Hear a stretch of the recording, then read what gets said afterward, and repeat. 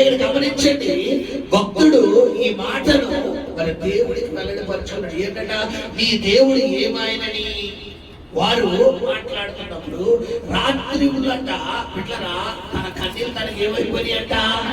చూడండి, చాలా మంది ఈ బాధల్లో కొంతమంది అన్నం కూడా తినడం మానేస్తారు, కొంతమంది ఏడుతూ ఏడుతూ ఏడుతూ అలాగే ఏడుతూనే నిద్రపోతారు.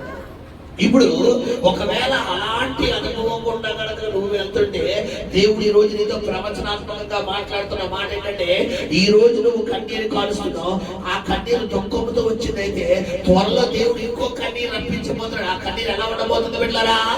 ఆనంద బాష్పాలుగా రాబోతుంది. హల్లెలూయా. చూడండి, మనిషికి కన్నీరు రెండు విధాలుగా వస్తుంది.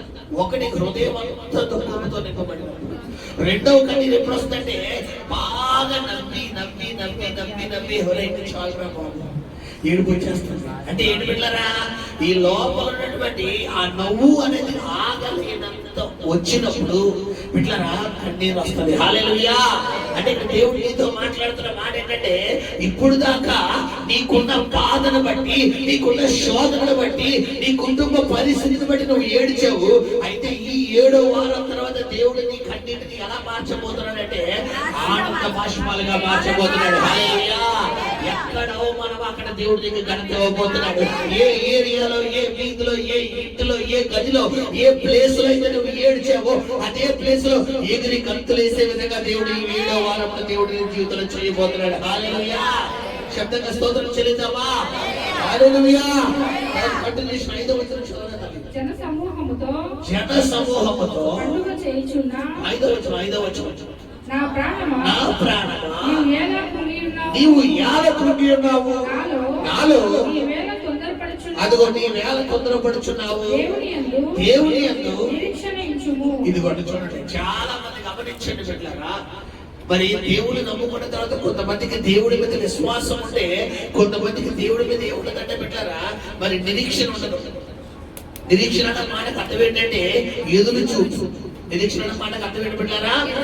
అంటే విశ్వాసము అనేది ఎంత ప్రాధాన్యమో గమనించాను బిడ్డలారా, నిరీక్షణ అనేది కూడా అంతే ప్రాధాన్యం. అందుకే బైబిల్లో అబ్రహాం గురించి ఉన్న మాట ఏంటంటే, నిరీక్షణకు ఆధారం లేని సమయంలో అబ్రహాం ఎవరు నమ్మాడంట?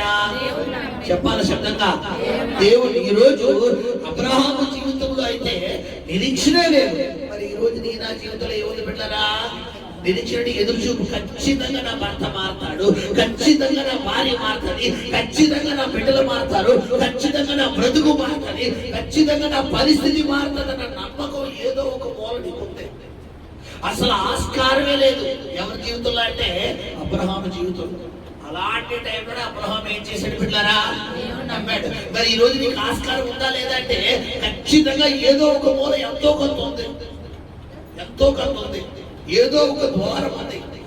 మరి నేను అంటాను, అసలు ద్వారమే లేని సమయంలో ద్వారాన్ని తెరిచిన దేవుడైతే ఈ రోజు కొద్దో గొప్ప ద్వారం ఉన్న నీ జీవితంలో దేవుడు కార్యం చేయలేడంటే ఖచ్చితంగా దేవుడు చేయగలడు. హల్లెలూయా.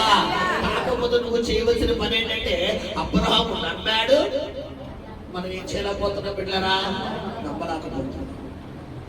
అబ్రహాం ఎందుకు నమ్మాడు అంటే, అబ్రహాం ఎవరి వైపు చూడటం లేదంటే తన పరిస్థితి వైపు చూడటం లేదు, తన స్థితిగతుల వైపు చూడటం లేదు, తన కుటుంబం వైపు చూడటం లేదు.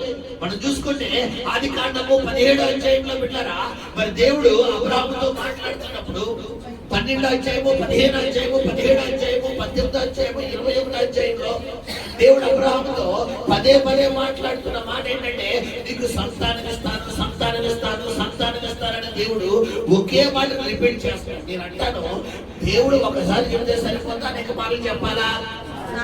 మరి ఎందుకు అబ్రహాం అన్నిసార్లు చెప్తున్నాడు బిడ్డలారా? శబ్దంగా మాట్లాడాలి. ఎందుకు? అబ్రహాముల విశ్వాసంలో దేవుడు ఏం చేద్దాం అనుకున్నాడో బలపడతాం. ఈ రోజు దేవుడు నీకు ఈ 7 వారాల్లో పదే పదే పదే పదే పదే పదే నీతో చెప్తున్న మాట ఏంటంటే, ఖచ్చితంగా నువ్వు నమ్ము, దేవుడి త్వరలో కార్యం చేయబోతున్నాడు.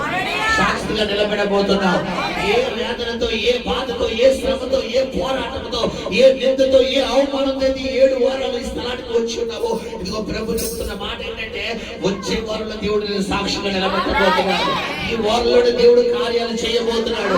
దేవుడు కదలబోతున్నాడు. దేవుడి పక్షంగా నిలబడబోతున్నాడు. మూసిన తలుపులు దేవుడు తెరవబోతున్నాడు. ఇంతటి తలుపులు బదులు కొట్టబోతున్నాడు. ఇనప గడియలు విరగొట్టబోతున్నాడు. హల్లెలూయా. శబ్దంగా స్తోత్రం చెల్లించమ్మా. గడిచిన